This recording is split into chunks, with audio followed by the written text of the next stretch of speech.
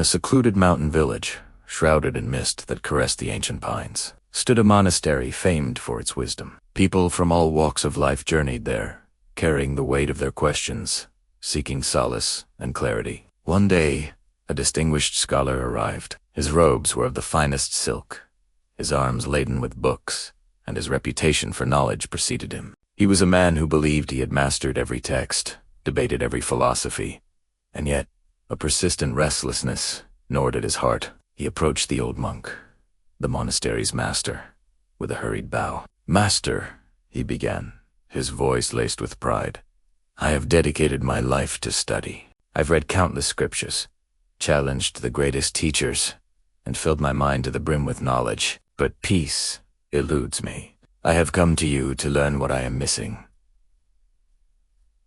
The old monk simply offered a serene smile. Without uttering a single word, he gestured for the scholar to follow him inside for a cup of tea.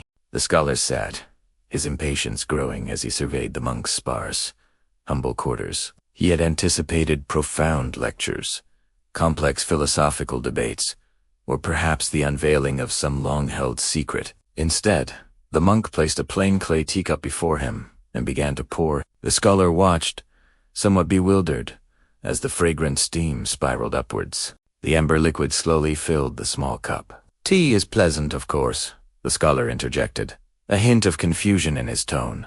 "But what of the wisdom I seek?" The monk remained silent. He continued to pour. The tea reached the brim, hesitated for a moment, and then spilled over the edge. It trickled down the side of the cup, forming a growing puddle on the worn wooden table, before dripping onto the floorboards below. Startled and annoyed, the scholar finally cried out, "Master, stop! The cup is overflowing. It's full. Can't you see? No more will go in." At last, the monk set down the teapot. His gaze, though gentle, seemed to pierce right through the scholar's facade of intellect. "This cup," the monk said, his voice as calm and steady as a mountain lake, "is just like your mind. It is so full of your own opinions, your pre-drawn conclusions, and your unshakable certainties, that there is no room for anything new to enter." He paused, letting his words hang in the air. "If you truly wish to learn, first, you must empty your cup." The scholar froze.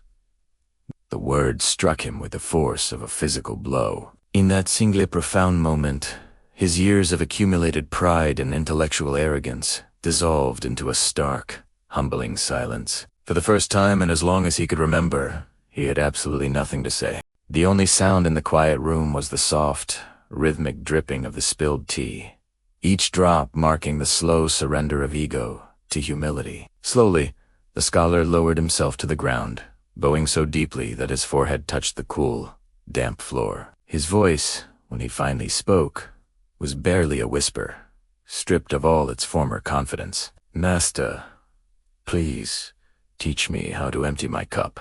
The old monk smiled, a genuine warmth spreading across his face. He picked up the teapot in a fresh cup. This time, he poured with care, filling it just so. The scholar accepted the cup with both hands, a gesture of deep respect. He lifted it to his lips and sipped the warm tea slowly, mindfully. And for the very first time, in that simple act, he was truly listening. The lesson, as it turned out, was not found in a dusty scroll or a complex argument. It was simple, yet eternal. True wisdom isn't measured by how much we can accumulate, but by our courage to let go. It's not about how much we know, but how much we are willing to unlearn.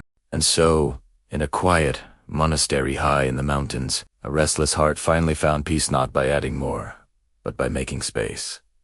Thank you so much for joining me on this journey. If this story resonated with you, please consider liking the video and subscribing to the channel for more reflections on wisdom and life. I'd love to hear your thoughts in the comments below. Until next time, be well.